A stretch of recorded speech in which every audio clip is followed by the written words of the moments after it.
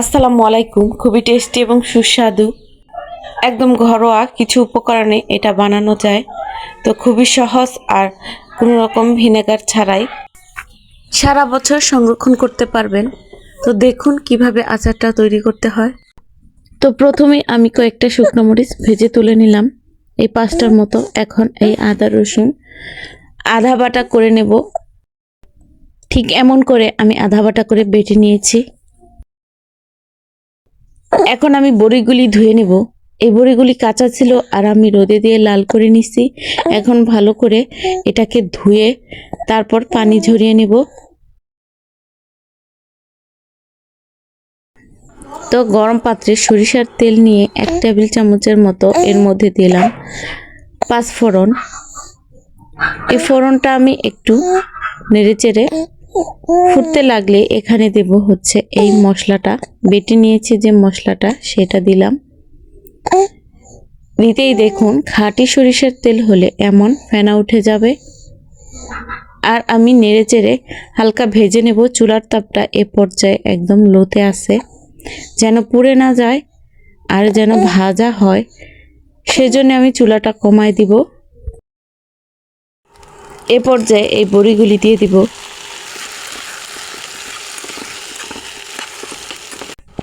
এখন দিলাম চিনি। এখানে আমি ছোটোর 1 বাটি চিনি দিছি। এখানে আপনার কতটুকু মিষ্টি পছন্দ সে অনুযায়ী চিনিটা দিয়ে দিবেন। 1 বাটি, ছোট 1 বাটি দিলেই যথেষ্ট। তো একটু টকটক হলে বড়ি আচারটা বেশি টেস্টি হয়, এত বেশি মিষ্টি হলে আবার ভালো লাগে না। আর দিলাম 5 ফোড়নের গুঁড়ো। আর যে ভেজে রেখেছিলাম মরিচটা, এ সময় আমি একটু ডলে নিব, না হলে মরিচটা ড্যাম হয়ে যাবে আর তখন এরকম গুঁড়ো করা যাবে না। এই সামান্য একটু লবণ নিয়ে এখানে আমি মরিচটা গুঁড়ো করে নিলাম। এখন এই চিলি ফ্লেক্সটা এখানে দেব। আর এটা খুব ঝাল ছিল, আর আপনার ঘরে যদি বাচ্চা থাকে তাহলে 2টা কিংবা 3টা মরিচ দিলেই যথেষ্ট 1 কেজি ভরে। আর এখানে দিয়ে দিব এখন হাফ চামচের মতো লবণ। এ পর্যায়ে চুলার তাপ একদম লোতে রেখে ঢেকে এই চিনিটা গলায় নেব।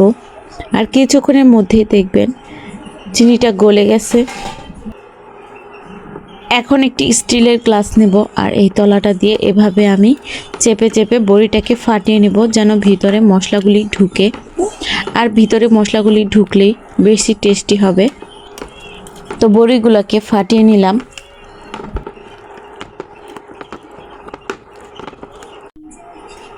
এখন আবারও ঢেকে রাখবো, চুলার তাপ একদম লোতে রেখে, কোনো রকম না বাড়িয়ে চুলার তাপ একদম লোতে রেখে এভাবে ঢেকে রাখবো। আর কিছুক্ষণে পরপর ঢাকনাটা খুলে দেখুন ঢাকনায় কত পানি জমে আছে, এই পানিটা ফেলে দেব। আর কিছুক্ষণে পরপর নাড়া দিয়ে দিব। তো চুলার তাপটা একদম বাড়ানো যাবে না, কমায় রেখে এই কাজটা করতে হবে।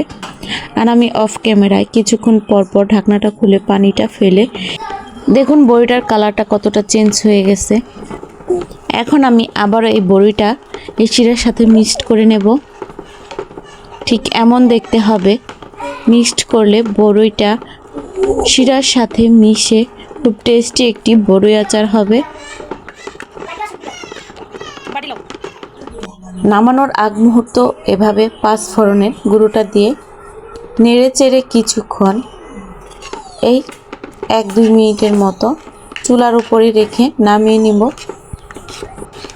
আর দেখুন বড়িটা কত সুন্দর কালার এসে গেছে।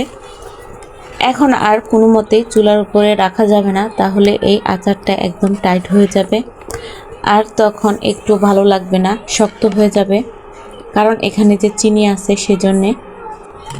আর আমার ছেলে অস্থির হয়ে গেছে কখন বড়ি আচার খাবে।